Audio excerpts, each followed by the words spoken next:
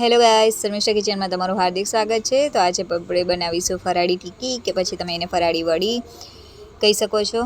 તો ચાલો આની રેસીપી સ્ટાર્ટ કરીએ। ખાવામાં તમને ખૂબ જ સ્વાદિષ્ટ લાગશે અને તીખી તીખી ચટણી સાથે તમારે એને સર્વ કરવાનું રહેશે। તો ચાલો આપણે સ્ટાર્ટ કરીએ આની રેસીપી। તો અહીંયા 1 વાડકી જેટલું મેં સાબુદાણા લીધા છે અને એ જ વાડકીના માપથી મેં અહીંયા મોરૈયો લીધો છે।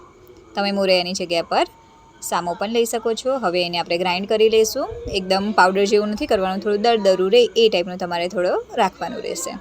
તો જો આ રીતના તમે જોઈ શકો છો, આ રીતનું તમારે એને ગ્રાઇન્ડ કરવાનું।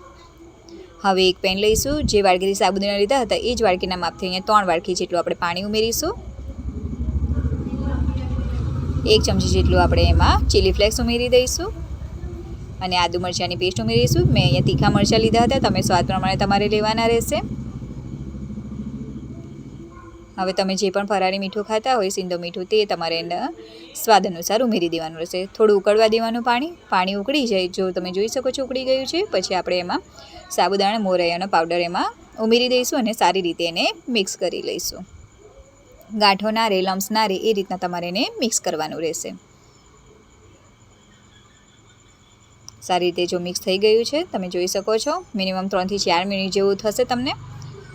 હવે આપણે એને ઢાંકીને પણ 3 થી 4 મિનિટ જેવું થવા દેવાનું છે। મીડિયમ ફ્લેમ પર તમારે બધું કરવાનું રહેશે, બહુ હાઈ ફ્લેમ નહીં રાખવાની, નહીં તો નીચેથી બધું ચોંટવા માંડશે। હવે 3 થી 4 મિનિટ જેવું આપણે એને ઢાંકીને મીડિયમ ફ્લેમ પર થવા દેવાનું। તો જો 2-3 મિનિટ થઈ ગઈ છે, હવે આપણે એને ફરીથી મિક્સ કરી લેવાનું અને ગેસ તમારે બંધ કરી દેવાનો અને ફરીથી એને ઢાંકીને 2 થી 3 મિનિટ માટે રેસ્ટ આપવાનો રહેશે। હવે આપણે એક ડીશ લઈશું, એમાં તમે જો તેલ કે ઘી જે પણ ખાતા હોય તે તમારે એનાથી એને ગ્રીસ કરી લેવાનું આ રીતના। હવે એમાં આપણે આને પોર કરી દઈશું, પાથરી દઈશું સારી રીતે।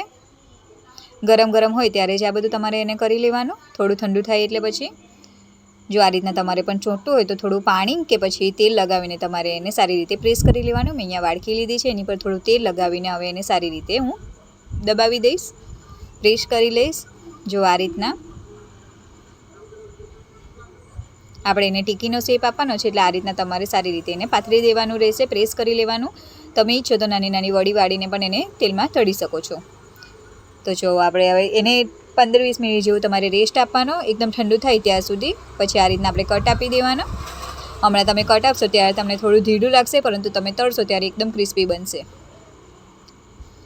તો જો જોઈ શકો છો, આ રીતના તમારે એકદમ નાના નાના પીસ કરવા હોય તો પણ તમે તમને જે શેપ ગમે તે તમારે શેપ આપવાનો। તો આ રીતના બધા પીસ મેં કાઢી લીધા છે। હવે તેલ મેં પહેલેથી ગરમ કરી જ રાખ્યું હતું, એટલે એમાં આપણે તળી લઈશું। હાઈ ફ્લેમ પર જ તમારે તળવાનું રહેશે એને, એકદમ ગોલ્ડન ફ્રાય થાય ત્યાં સુધી તમારે એને તળી લેવાનું। એકદમ ક્રિસ્પી લાગશે, અંદરથી થોડા સોફ્ટ લાગશે, પરંતુ ઉપરથી એકદમ ક્રન્ચી લાગશે।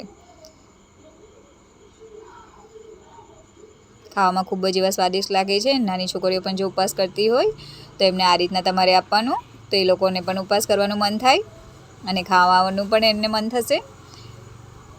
વગર ઉપવાસે પણ તમે આને ખાઈ શકો છો અને ખાવામાં એટલો સ્વાદિષ્ટ લાગશે। તો ચાલો સર્વ કરીએ ને। અહીંયા મેં તીખી ચટણી, જે ફરાળી ચટણી આવે છે, મેં જે ફરાળી તીખી ચાટની વિડીયો મૂક્યો છે, એમાં રેસીપી છે ફરાળી ચટણીની, તો તમારે એને જોઈ લેવાની અને એ પ્રમાણે તમારે એને બનાવવાની રહેશે। તો જો કેટલી દેખાવામાં પણ કેટલી યમ્મી છે, ખાવામાં પણ તમને ખૂબ જ સ્વાદિષ્ટ લાગશે। જો તમને મારો વિડીયો સારો લાગ્યો તો પ્લીઝ મારા વિડીયોને લાઇક અને શેર કરજો। Thank you.